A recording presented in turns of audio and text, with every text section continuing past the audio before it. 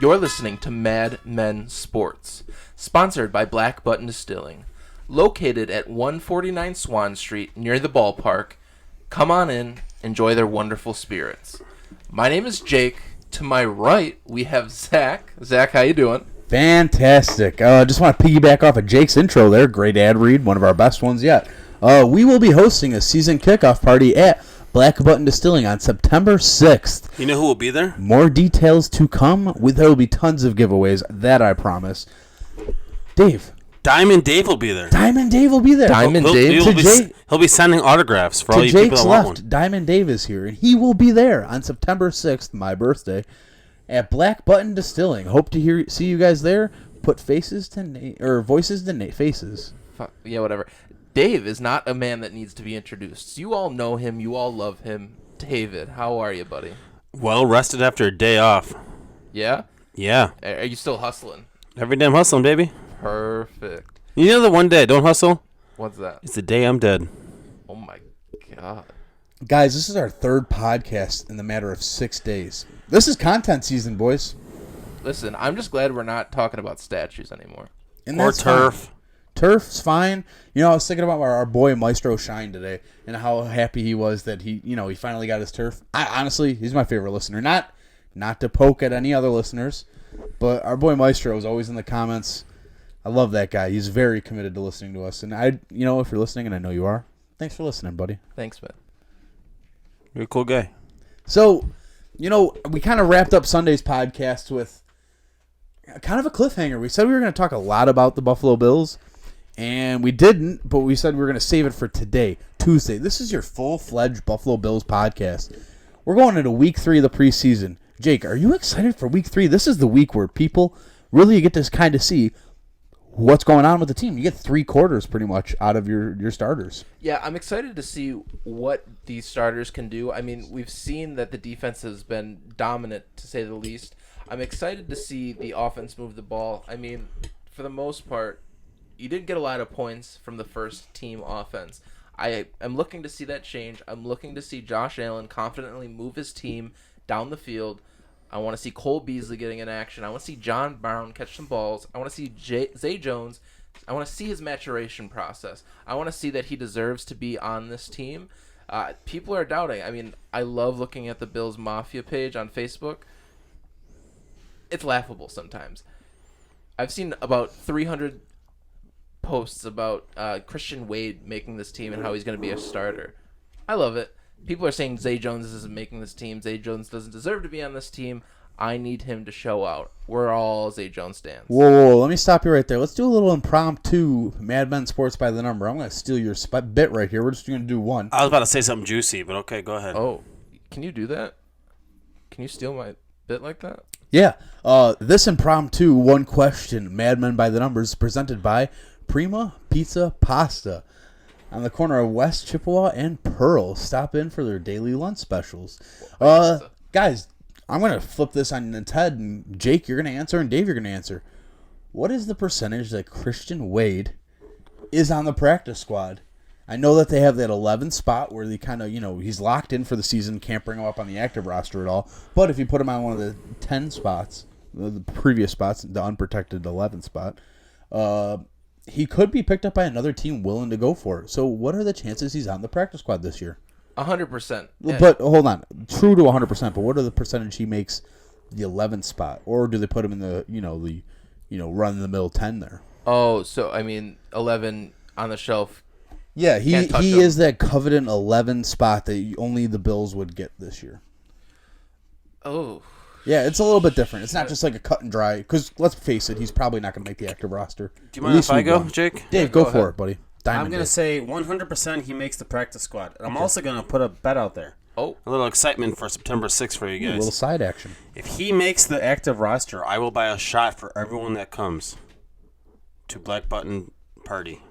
If he makes the active to the kickoff roster. to the season yes, party I at might Black be Button? broke and might be living with one of you guys, but I won't buy shots. You can move in with me, Dave. That's A-okay. We're brothers. It's just like our childhood all over again. I think it's 100% that he makes the practice squad. I think he's earned it. Does he make the 11th spot? I really want to see how he looks this week. I wouldn't hate seeing him in the second quarter running against the problem I have with this week is they're playing the Lions. I wish you were playing a more competitive team who had a better defense. I wish you were playing a team that had a better quarterback because from what I'm reading, Stafford's not playing Friday, which really kind of sucks because that's the game where our defense is really tested, even though I do have full belief that our defense will be perfectly fine no matter whether they're playing Stafford, Rivers, or Rodgers. I think our defense is going to be fine. Well, we're going to need them to be great for Tom Brady twice a year. Tom Brady, that's a different topic. But I think I really want to see Wade play against the first-team defense the Lions have. He'll probably get a lot of playing next week, but I want to see him tested this week. A lot of sites or a lot of competitor podcasts are talking about Christian Wade. They're pretty much they want to put a statue up of him right outside the stadium. Everyone's overreacting about this guy. It's a great feel-good story. We all know who's making a statue at the stadium. It'll be a movie in probably HBO, Showtime, Cinemax, Pornhub, all those movies, every single, all those sites will have a movie on him one day because it's a great story. I'll watch it. I'll DVR it. I'll do all that. But I don't think he's making the active roster. It's a great story, but we're in the business of winning. We're not in the business of storytelling. Let's win the games. Let's have the running backs like Singletary, Gore, McCoy. Let's have them run the ball in regular season.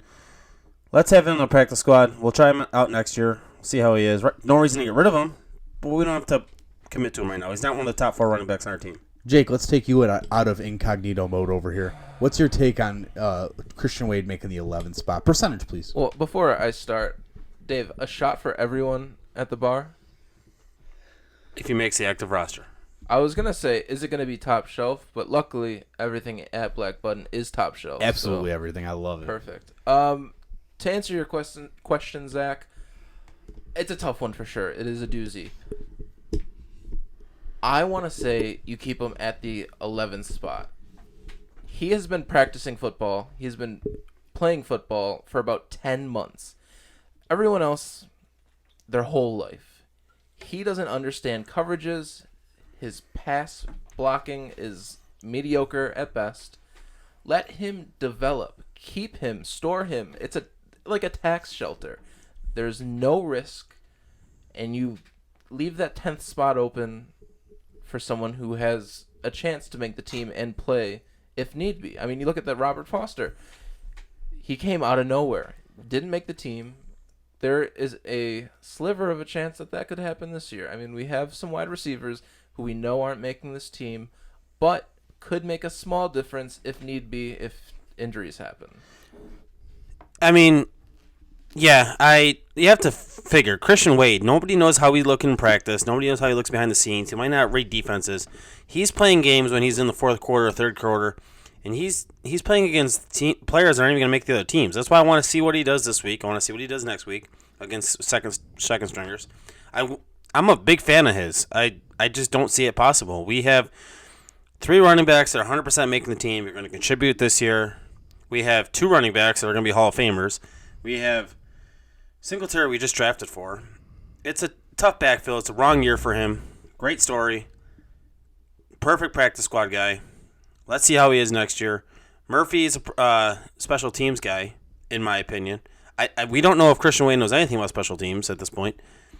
He's a rugby player. Again, 4th time I'll say it. Great story. Not making the team. Zach, say your piece and move on. Yeah, that was our impromptu, random, kind of side swiping Madmen by the Numbers presented by Prima Pizza, which, if you guys show up to our kickoff to the season party at Black Button, there will be free Prima Pizza for everyone that comes. Well, Zach, I want to hear your thoughts on this.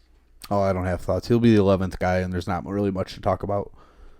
It'd be dumb for the Bills to not kind of secure him, because at the very least, you keep him on the roster for a year. You have him play and practice a little bit. Someone to kind of chip the blocks with. Have him learn. There's no harm in learning, right? And then just keep him around. See what he does next year. Maybe he can compete when maybe if Gore and McCoy are gone. Still let it go. Yeah, because he's not a young spring chicken either. I think he's like 28 years old, so he's not a young running back. He's been playing in a highly contact sport his whole life. So, I mean, he's not fresh out of college. He's got some years on him. Absolutely.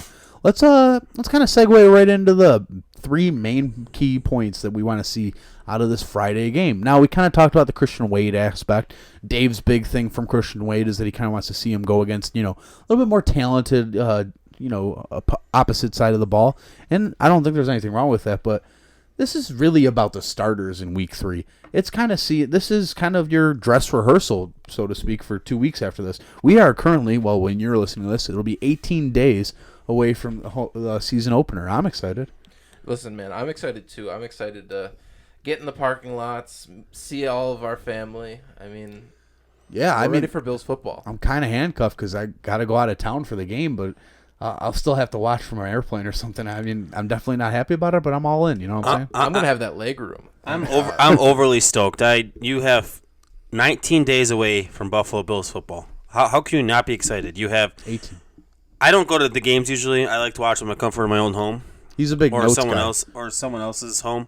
I'm a big fan of waking up in the morning, deciding what we're doing for breakfast, making lunch plans, getting pissed off at the TV, punching walls, going out at halftime, throw the football around. Chad? At the end of the game, not talk because we're usually mad or we're too excited or we had too much to drink. And then after the game, deciding what we're doing. It's just a fun-filled day of Bills football, fantasy football, Sunday night football, Monday night football at the next day. What more could you want? I mean, that's what we do at Bills games. Yeah. Besides punching TVs, I mean, we do all of that. Yeah, I mean, we'll get you out to a bunch of games this year, Dave. Check us out tailgating, obviously. But Dave, what is the number one thing you're looking for out of this week against the Lions? So you're gonna hear me fired up here. You know how I get fired up. I get negative. I get upset. What's grinding Dave's gears today? Oh, I'll tell you what's grinding my gears right now. Oh, he takes off his glasses. So here's the deal. All offseason, we've heard people loving Brown. I was down on Brown. We've heard Cole Beasley, how great he is. We've heard Zay Jones, how this is the year, which we'll talk about in a little bit too. And we've had Robert Foster, who, he's just not a practice guy. He's just not a practice squad. He's not a practice guy. And then we've heard, Andre Roberts is stepping up in practice. He's playing with the first. He's playing with the seconds. We've seen it. And then we haven't, and I'll get there. And then we've had receivers like McLeod, Sills. We've had all these guys that have come up and we're hoping they make the team. So here's my rant. It's time for one of them to step up and show me something. At this point, it's been nothing but talk. The only one that's exempt from this argument right now is Cole Beasley. He played last game, he caught balls, and he performed. We haven't seen a damn thing out of Brown yet. We haven't seen a damn thing out of Zay Jones. We haven't seen a damn thing out of Robert Foster. It's time for some of these receivers to step up and show us what they got. At this point, and nobody can argue this, they haven't done anything. They caught balls in practice where they're protected. We're going this season right now with one receiver that has shown anything. We have nothing at tight end right now that we've seen. We've had nothing at receiver besides Cole Beasley. You guys can't argue with me that it's time for the receivers to step up and show us something because they haven't. They've been nothing but practice warriors. You guys are sitting here all the time excited about Brown. Hasn't done anything. I'm challenging him to do something. Zay Jones, I keep hearing about this is the year. Do something. Catch balls. Do something. Robert Foster played a great 8 games last year. He's been doing nothing but getting criticized because he hasn't done anything yet. The only one that stepped up is the last week is Cole Beasley. And the receiver I'm fired up. The receiver we got from Canada last year, Duke Williams. All these receivers are gonna be playing a lot unless they're inactive. This third game, Lions don't have that great of a backfield besides Slay. I want to see us out there tearing it up. Give Josh Allen time and sling these balls at them. Let's get excited about the receivers. That's my rant. If you want to argue with me, go right ahead. I'm ready, guys. All right. Well, obviously, I got to defend my boy, John Brown, a little bit. He hasn't done anything. Listen. It sounds like he might have not done anything in the games. Sure. But I drove day after day after day, sat through the heat and the sun of training camp. I saw him be more than capable during practice. And listen, I wouldn't come back here, report to our listeners and to you guys that he's just some run-in-the-mill wide receiver after hyping him up like this. I believe in John Brown's capabilities. I would love to see him a little bit more. Can't say I necessarily have, but I'm looking forward to the future of John Brown, Cole Beasley, Zay Jones, Robert Foster, Andre Roberts. This team has talent, And last year, you didn't see any talent at the wide receiver. We're going to see it this year. Or tight end. We saw a little bit out of Cole Beasley last game. That was awesome. He's going to start showing up on fantasy radars if he keeps putting that up. But to be fair to everyone involved, there's a lot on the ride for the whole offense. You got to figure out this offensive line. Now, we haven't really touched on this much yet. Mitch Morse is back to practice today. He took the red jersey off. He's ready for contact. I want to see if he can handle game-type situations without getting concussions. Well, he's still in concussion protocol. I would say keep him out until week 1. See, yes, but also let's kind of test it a little bit. I listen. It's never fun to test head injuries. I would just love to see if he can withstand it, because then at that point you need to make a quick decision before week 1 if possible. Maybe a career move for him. I don't know, but maybe getting the offensive line down a little bit, getting some chemistry. I know they switched up the line a little bit this week with putting, Quentin Spain, who for the last 8 weeks or so, he's been on the left side guard. He moved to the right side guard this week, and maybe they're just like tweaking it a little bit, seeing if they could find a little bit more chemistry, seeing what maybe others could like. There's a lot to it. This offense is on the hot seat this week with this, and it's not like do or die or anything. It's just whether or not they can perform.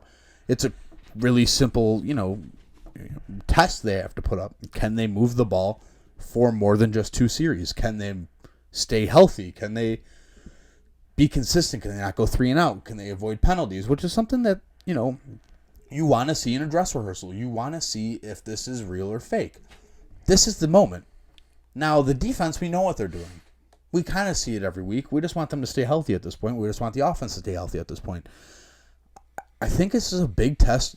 All eyes are on the offense now. It has been for the last 2 years. This is where Josh Allen really has to shine. Can he move this offense? Can the running backs move the ball a little bit? Can the offensive line hold up? Can the wide receivers make plays? This isn't week 1, but this is really what we're going to see out of the Bills a little bit. Now, yes, like Dave said, I wish it was against a little bit better of an opponent. Detroit got smacked last week, 31-3 against the Patriots. I mean, I get it's preseason, but at least put up a little bit of a fight. But here we are. Jake, what do you got for us? Yeah, you had touched on it a lot, but I'm in agreement. The offensive line is going to be the biggest key to this game. I need to know if Josh Allen can be protected. Wasn't last year. We watched the tape. It was downright disgusting on the offensive line play. I mean, you see Vlad Ducasse blowing block assignments. You see John Miller just letting people walk by him. That was terrible. I need to see Josh Allen be protected. We don't know what we're going to get out of Josh Allen unless he has time to throw. And I don't want to see him running the ball 15 times a game like I did last year. I need him to show us that he's a viable NFL quarterback. Now, we know that he's not going to be a Drew Brees, Tom Brady type of player. Not yet, hopefully, but maybe eventually. But right? I don't think the Bills expect that. I don't think the Bills expect a super safe, super accurate quarterback from Josh Allen. They want him to make big plays. They know that he's capable of it. And they hope that the big plays, the points, outweigh the mistakes. And that's okay. We don't need him to be a Tom Brady, Drew Brees type quarterback. I don't think that that's correct. I mean, what are you going to do? But I need to see Cody Ford.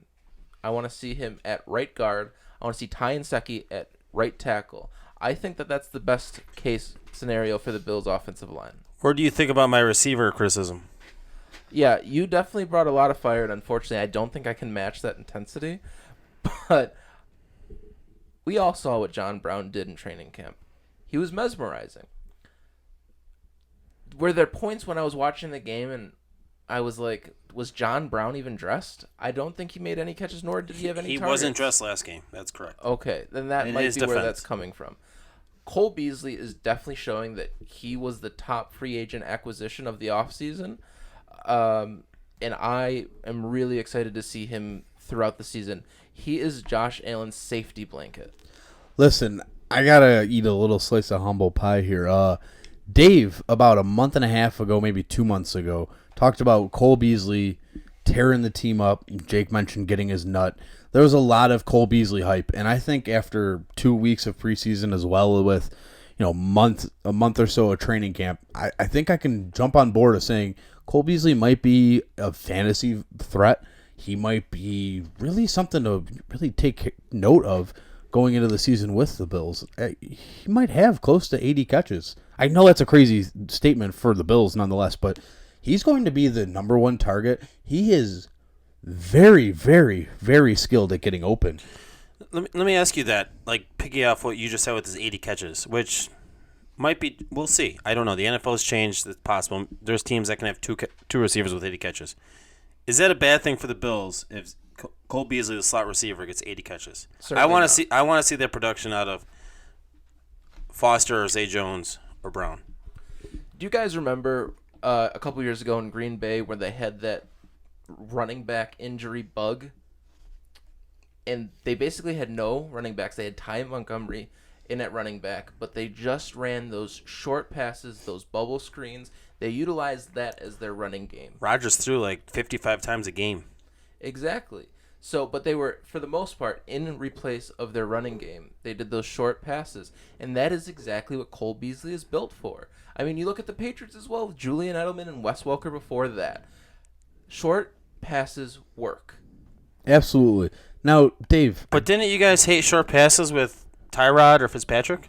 The short passes with Tyrod were different because we saw That's open all wide we got. receivers down the field, over the middle. We saw those. I know if Josh Allen sees an open receiver downfield, he's going to throw to him.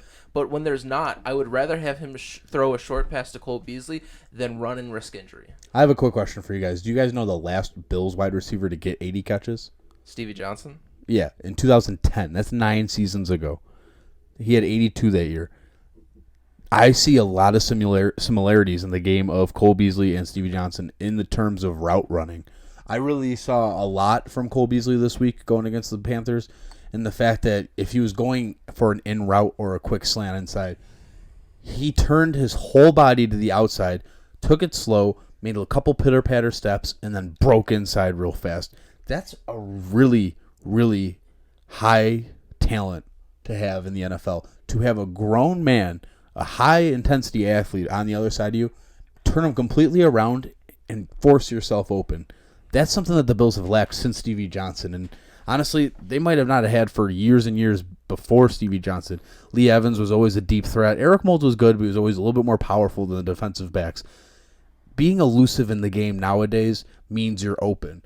That is something that Josh Allen is really going to need. Because while we did see Tommy Sweeney really go off last week, he was able to catch the ball from Josh Allen throwing it into a small window. A safety valve wide receiver like Cole Beasley, he's going to thrive in the fact that he's going to be open after Allen goes through his second or maybe first read, and then Cole Beasley's going to be your nice little, maybe not check down, but third option. Maybe not always third option either. He might be the first option. That's fine. But he's going to be a nice safety net / go-to guy for when things get tough, someone's in your face, you can trust to know where number 10 is going to be. Dave, what do you got? Listen, I'm not saying I'm not a big fan of Cole Beasley. I love Cole Beasley. He's probably my favorite offensive player right now. All I'm saying is I'm challenging those 3 other receivers I mentioned to go out there and show me something. You guys have been talking about Brown before training camp even started about how great he's going to be. The reality is he hasn't shown us anything.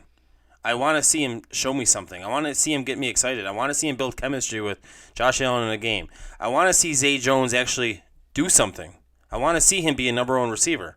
I want to see Foster do something in at least practice. I'm not even guaranteed Foster's going to make the team at this point. And I've been sitting here loving Foster just as much as you guys have been loving Brown. All I'm saying is I'm challenging the receivers to go out there and show me something this week. And this is the week to do it because they're going to be playing 2.5 quarters. Go out there and show me something. Yeah, there's a couple things. And I first want to say, we were talking about Stevie Johnson. I want to say that Stevie Johnson has been the most exciting player on the Buffalo Bills since the 90s. If you watch him, go on YouTube after you watch this, of course, and look up Stevie Johnson highlight videos. The way he got off the ball and created separation is unmatched. I don't think I've ever seen that before. I mean, the hugest talk, when the Bills played was how he destroyed Darrelle Revis, and no one did that. He is the only wide receiver to make Darrelle Revis look like a fool. But I want to reiterate how important Cole Beasley is to this Bills offense. If defenses are preemptively planning for Cole Beasley, which they ultimately will, because let's face it, he is the biggest name out of the Bills wide receivers. let's say he gets double teamed. That's going to create so many mismatches down the field for John Brown, Robert Foster, Zay Jones in the midfield.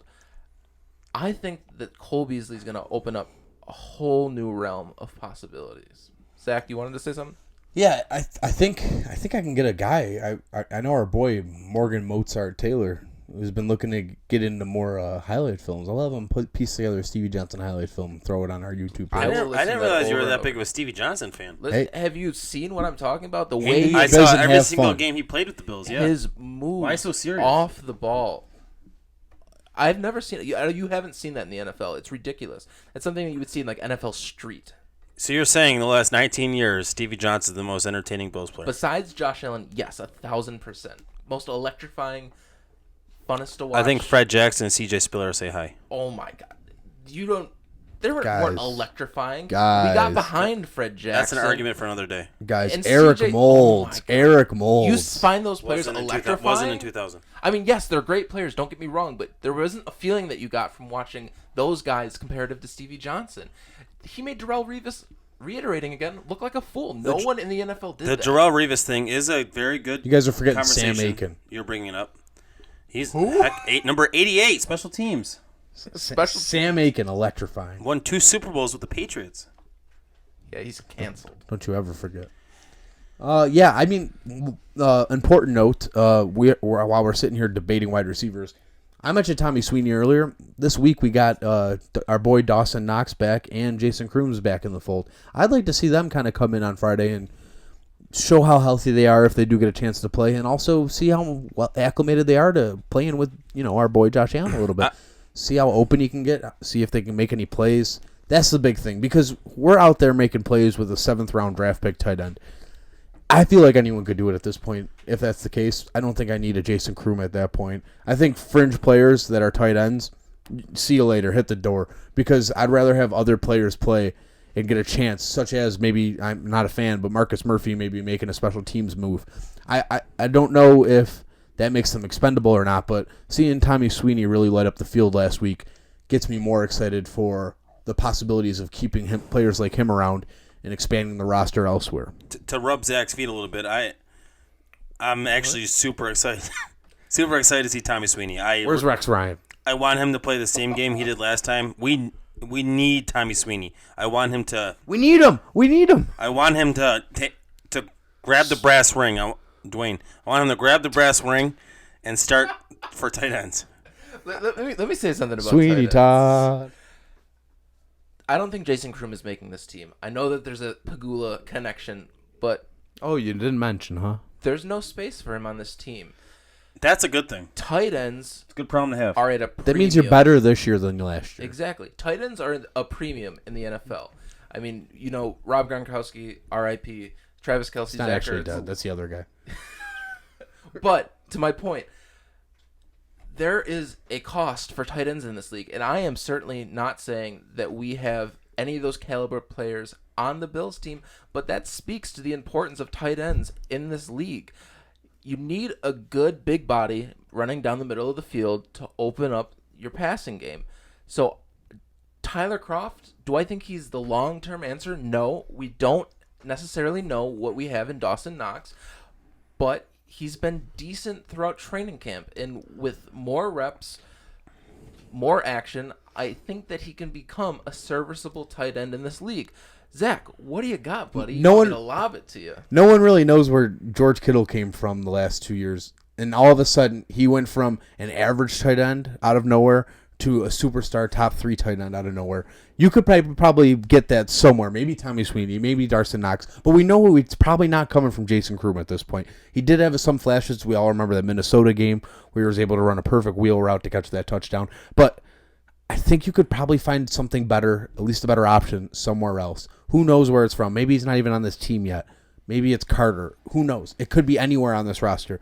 But like I was saying, it makes me excited because then we could maybe open up this roster a little bit and see where we could go elsewhere to expand this team a little bit. And Yeah, that- so the three sorry, Jake, the three all right. things we've talked about so far with all three of us, the main thing is we need to build around Josh Allen. That's the thing that we're excited to see.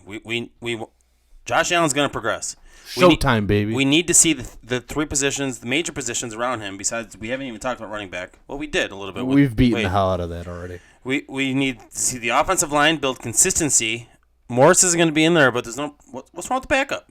We can work on the backup a little bit. We have a very good, stable of backup centers compared to last year. We have a guy in Spencer Long who was a starter a year ago. John Feliciano sure-handed back there. You have suitable backups now that could start games if Mitch Morris does need to miss.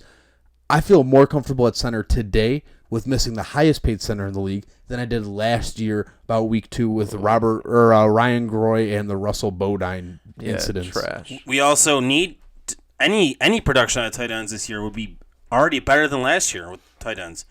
We need our receivers. Again, I'm challenging the receivers to go out there and show me something this week. Cole Beasley. You heard him here, folks. Cole Beasley, take a break this week. We know what you have.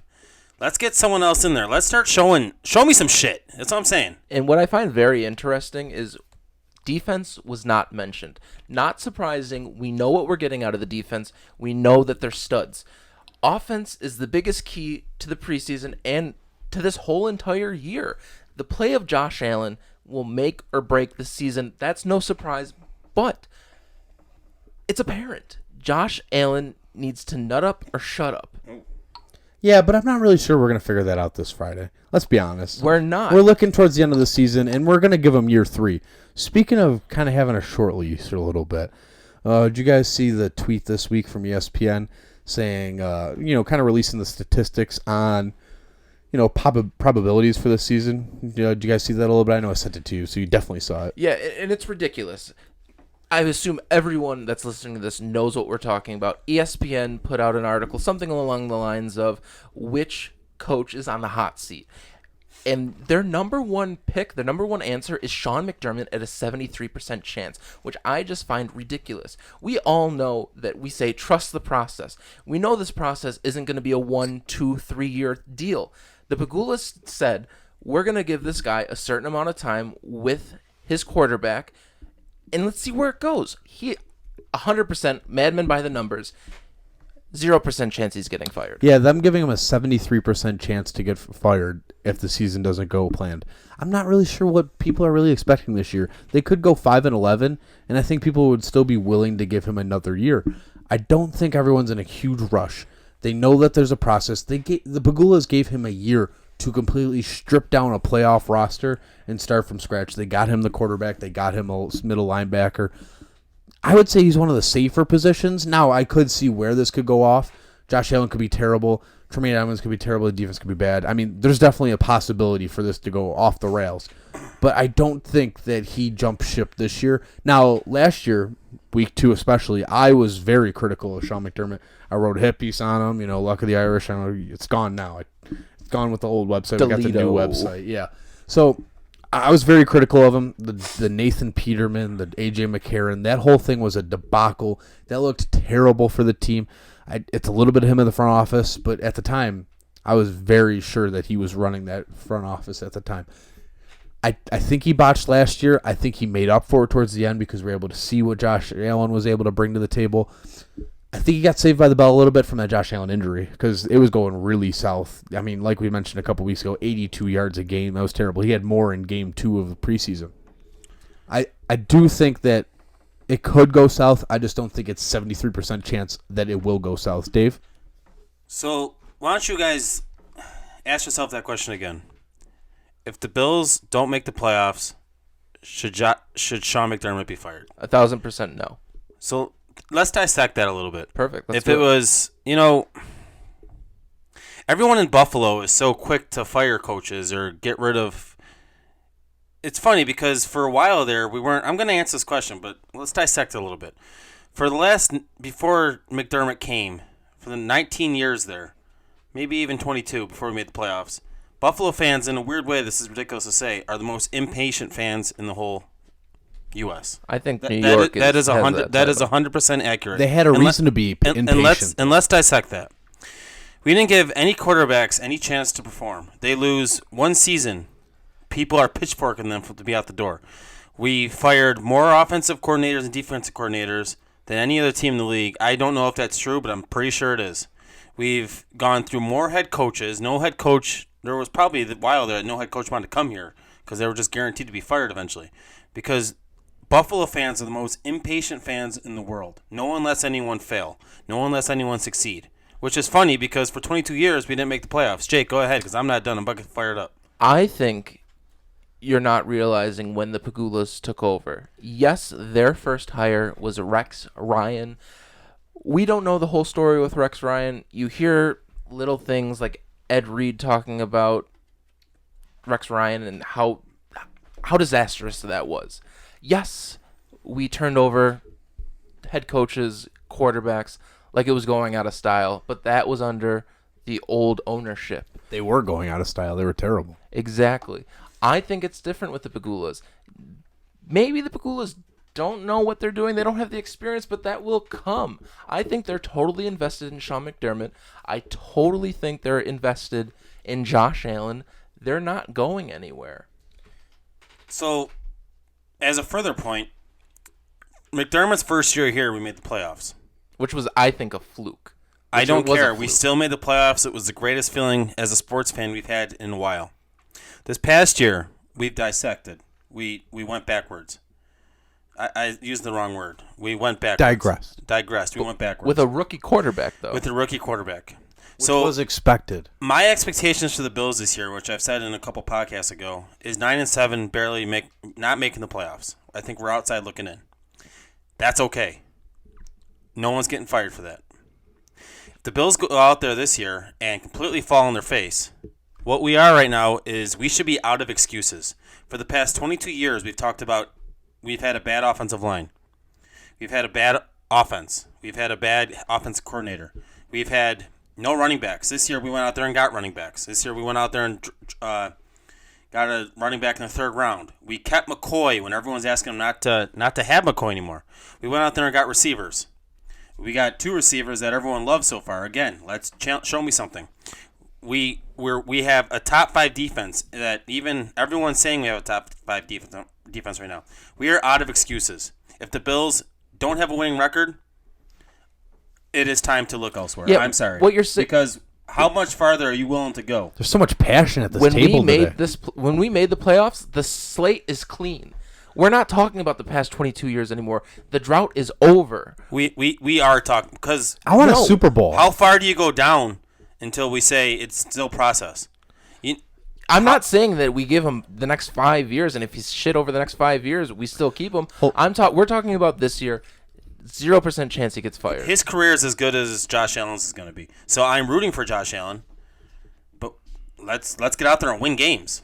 All right, let me just give you this quick scenario real quick. Would you rather go to the Super Bowl once over the next 20 years or be the Bengals and go to the wild card every year and not win? We can talk about that because Marvin Lewis kept his job for 15 years. Exactly. So would you rather have the playoffs every year or would you rather actually go to a Super Bowl, have a chance to actually win the game one time, or go have a team just good enough to get to the playoffs and never get there? I think this team is trending towards and upward and onward of just making the playoffs. I think this team's an 11-5 team. I'm just going to say it outright. It'll be time to see what happens there. My chips are on the table here as we sit at a poker table. My chips are in the middle of the table here.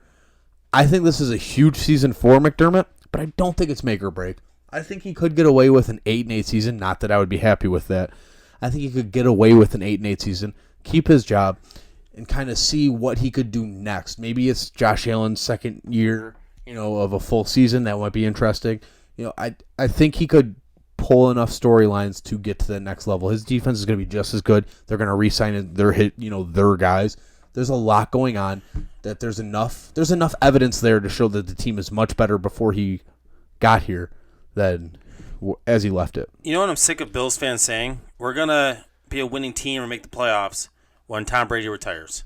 Stop being okay with mediocre. Get out there and beat the team. We should want McDermott's job on the line if we don't beat the Patriots. It's time to go out there and win. Yeah, but that's exactly what's been happening. To reiterate your point, that's exactly what's been happening. We keep a quarterback. We keep a head coach for 2 years. we can't beat the Patriots, so we fire them, and that hasn't been working. It's true, but my point is he raised the bar by going to the playoffs, and all we're doing is if we don't make it this year, and we didn't make it last year, we just keep going backwards. Listen, you guys said you don't know why Rex Ryan was hired here. He was hired to beat the Patriots. He didn't do that. He got shit-canned for a reason. There's always a reason, guys. Well, that's also the problem. He was hired to beat the Patriots. He wasn't hired to make the playoffs. Exactly. Whoa. Well, think about that. It's true. Absolutely. I hope you guys loved it. Focused on the Patriots too much. I hope you guys loved our passionate podcast today. We were firing at all cylinders. Like I said, check out the season kickoff party at Black Button Distilling. That's presented by Black Button Distilling, Madman Sports, and Prima Pizza Pasta. Check it all out. Tons of giveaways. We'll have more information. Look on Facebook for our Facebook event. That should be up by at least Thursday. We'll share it. We'll pump it out on our post-game podcast on Friday. Oof, there's a lot of peas in this one. I'm good at the peas. We'll still be here Friday. We'll be back on Sunday night to give you some Monday morning drive podcast. We're here for you guys. If there's something for us to talk about, we're going to talk about it. We love talking about it. This is our passion. Madman Sports is our passion. Talking to you guys is our passion. Buffalo Bills are our passion. Have a great night, guys. Thanks for enjoying our podcast. Why were we so rushed?